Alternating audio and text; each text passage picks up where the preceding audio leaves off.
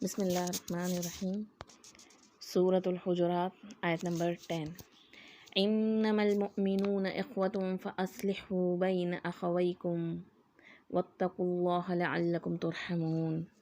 بے شک مومنین تو آپس میں بھائی بھائی ہیں، فاصلحوا تو ان کے درمیان صلح کرا دو، بین اخویکم اپنے دو بھائیوں کے درمیان، واتقوا اللہ اور اللہ سے ڈرو، لعلکم ترحمون تاکہ تم پہ رحم کیا جائے۔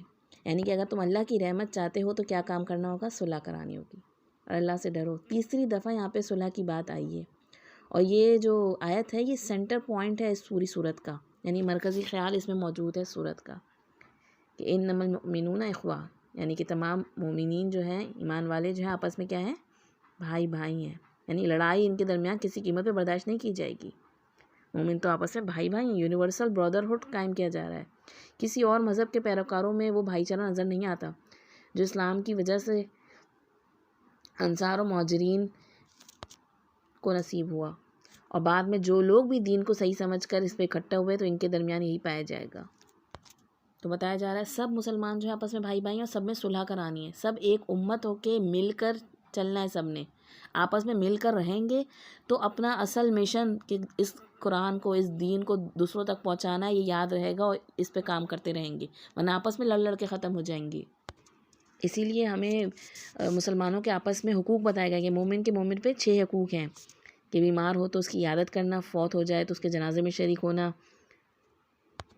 دعوت دے تو اسے قبول کرنا، سلام میں پہل کرنا، اور چھینک آئے تو جواب دینا، اور غائب اور حاضر سب کی خیر خواہی کرنا۔ دراصل دینی اخوت جو ہوتی ہے وہ خونی رشتوں سے کم نہیں ہوتی، اور خونی بھائی بھی کبھی کبھی آپس میں لڑتے ہیں تو ماں کو کیا کرتی ہے؟ ان کو دھکیل نہیں دینا چاہیے کہ جاؤ لڑتے پھرو، بلکہ کیا کرنی چاہیے؟ صلح کرانی چاہیے۔ اور صلح کرانے کے بارے میں حدیث مبارکہ میں کیا آتا ہے کہ صلح کرانا نماز، روزے اور دیگر فرائض سے بھی افضل کام ہے، اور اجر عظیم کا وعدہ ہے اس پر۔ نبی کریم صلی اللہ علیہ وسلم نے فرمایا کیا میں تمہیں نماز، روزہ اور زکوٰۃ سے افضل درجے کا عمل نہ بتاؤں؟ صحابہ نے فرمایا کیوں نہیں یا رسول اللہ صلی اللہ علیہ وسلم؟ تو آپ نے فرمایا آپس میں صلح کرانا، جبکہ لوگوں میں پھوٹ و فساد ڈالنا دین کو مونڈ دینے والی چیز ہے، اور آپس کی ناراضگیاں دین کا نقصان کر دیتی ہیں۔ تو کیا معلوم ہو رہا ہے کہ صلح کرانا اور مل کر رہنا یہی ہمارے لیے فائدہ مند ہے، اور ہمارے دین کے لیے، ورنہ انسان کا دین بگڑ جاتا ہے۔ آپس میں صلح کرانا افضل صدقہ ہے، لیکن افسوس صد افسوس کہ بہت سے گھرانوں میں خاص طور پہ لیڈیز کے اندر کیا پایا جاتا ہے؟ ڈیوائڈ اینڈ رول کا پالیسی، اس پہ عمل ہوتا ہے کہ ایک دو بہو میں ہیں تو ایک بہو کے ساتھ دوستی کر لی، دوسری کے خلاف محاذرائی کھڑی کر لی، بہن بھائیوں میں کچھ کو اپنے ساتھ ملا لیا اور دوسروں کے خلاف ہو گئے۔ یہ سخت ناپسندیدہ طریقہ ہے۔ ہمیں کیا حکم دیا جا رہا ہے کہ سب کے ساتھ بنا کے رکھو، سب کے درمیان میں اتفاق ہو۔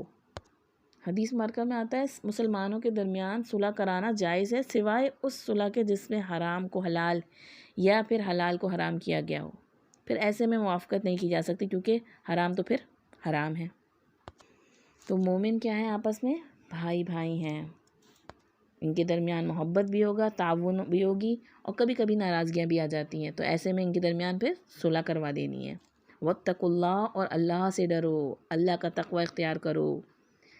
تقوی ہی سے آپس میں انسان قریب آ سکتا ہے گا، کیونکہ صلح کرانا جو ہے کوئی آسان کام نہیں ہے۔ ایسے میں دونوں کو ایک دوسرے کی پھر اچھی باتیں بتانی پڑتی ہیں، تو کی پوائنٹ کیا ہے کہ ایک دوسرے کی برائیاں نہ دکھائیں دوسروں کو۔ ہمارے ایمان کا تقاضا ہے کہ ہم آپس میں ایک دوسرے کے ساتھ صلح کرائیں، نہ کہ ایک دوسرے کی برائیاں دکھا کے ایک دوسرے کے درمیان مزید لڑائیاں کرائیں۔ یہاں کہا جا رہا خاص طور پہ واتقوا اللہ، اللہ سے ڈرو، لعلکم ترحمون تاکہ تم پر رحم کیا جائے۔ اگر باہم رحمت کا معاملہ کریں گے تو اللہ کی رحمت آئے گی، اور اللہ کی رحمت کے بغیر تو ہم جنت میں بھی داخل نہیں ہو سکتے۔ تو یاد رکھنا ہے جب ہمارے دلوں میں رحم نہیں ہوتا، باہم ضد کا شکار ہو جاتے ہیں، تو پھر توقع نہ کریں کہ ہم پر بھی رحم کیا جائے گا۔ حدیث مبارکہ میں آتا ہے ہر مسلمان دوسرے مسلمان کا بھائی ہے، نہ اس پہ ظلم کرتا ہے، نہ اسے رسوا کرتا ہے، نہ اسے حقیر سمجھتا ہے، یعنی کمتر سمجھتا ہے۔ مومن مومن کا کیا ہے؟ آئینہ ہے، جب کوئی عیب دیکھے تو اس کی اصلاح کر دے، اس کے مال کا نقصان ہو تو اس کو بچاؤ کرے، اس کی غیر موجودگی میں اس کی حفاظت کرتا رہے۔ یہ ہمارا دین ہمیں تعلیمات دے رہا ہے۔ آپس میں ایک ہو جاؤ، ایک دوسرے کا خیال رکھو، اور جہاں آپس میں کوئی دو نظر آئیں کہ وہ بگڑ رہے ہیں، ان کا رشتہ بگڑ رہا ہے، ان کے تعلقات میں خرابی آ رہی ہے، تو ان کے درمیان صلح کرا دو. ایسی باتیں نہ کرو کہ وہ مزید پھوٹ کر الگ ہو جائیں. اسی لیے نبی کریم صلی اللہ علیہ وسلم نے ایمان والوں کو کس سے تشبیہ دی ہے؟ ایک عمارت سے تشبیہ دی ہے کہ جس کی ایک اینٹ دوسرے اینٹ کو مضبوط کرتی ہے. کہیں آپ صلی اللہ علیہ وسلم نے فرمایا گا کہ ایمان والوں کی ایک جسم سے تشبیہ دی ہے کہ ایک حصے کو تکلیف ہوتی ہے تو دوسرا حصہ اس کی تکلیف کو محسوس کرتا ہے. تو ہر مسلمان کی خیر خواہی، ہر انسان کی خیر خواہی ضروری ہے. جب ہم سب کی خیر خواہی کریں گے تو ہی اللہ کی رحمت ہم پر آئے گی. اور اس کے لیے اللہ کا تقوی ہونا بہت ضروری ہے، اللہ کا ڈر، جو شروع کی آیت سے آ رہا ہے کہ اللہ سے ڈرو، اللہ کا تقوی اختیار کرو.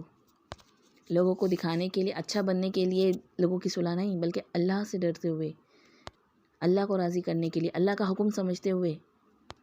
اللہ پسند کرتا ہے، محبت کرتا ہے انصاف کرنے والوں سے، عدل کرنے والوں سے، آپس میں مل کے رہنے والوں سے. تمہارا رشتہ اللہ تعالیٰ نے مسلمان ہونے کی حیثیت سے، ایمان کی وجہ سے ایک دوسرے سے جوڑا ہے، تو اس کا لحاظ کرو. ایک دوسرے سے لا تعلق ہو کے نہ بیٹھو. بعض دفعہ ہم میں سے کسی کو ایک بات بری بھی لگ جاتی ہے تو ناراض ہو جاتے ہیں، اور پھر کیا کرتے ہیں، پھر دوسرے کو بتاتے بھی نہیں ہیں کہ ہم ناراض ہیں، اور اپنے دل میں لیے بیٹھے رہتے ہیں. اور بعض دفعہ پھر کسی تیسری پارٹی کو جا کے بتاتے ہیں، تو جو تیسری پارٹی ہے، تھرڈ پرسن ہے، اس کو جب معلوم ہوا ہے تو پھر اب اس کی ذمہ داری کیا ہے کہ وہ ان دو کے درمیان صلح کرائے، ان دو کے درمیان جو بیچ میں گیپ آ گیا ہے اس کو ختم کرے. اور اس کے لیے پھر کوشش کرنی ہوگی. اس کے لیے انسان کو پھر اپنا مال بھی لگانا پڑتا ہے، اپنی ٹائم بھی لگانا پڑتا ہے. ایک دوسرے کو ان کی اچھی باتیں دکھا کے اور دوسری غلط باتوں پہ نظر انداز کرانا پڑتا ہے. اسی لیے اس کا اجر بھی بہت زیادہ ہے. تو یہاں یہ جو ہے ایک طرح سے سینٹر پوائنٹ ہے اس پوری سورہ کا، اور ایک رکوع ہمارا یہاں پہ مکمل ہوتا ہے. اور اس پورے رکوع میں جو احکامات آئے ہیں اس میں خاص طور پہ رسول اللہ صلی اللہ علیہ وسلم کا احترام، سنت کا احترام، اور شرعی احکام کے حکم لگانے میں جلد بازی نہیں کرنی.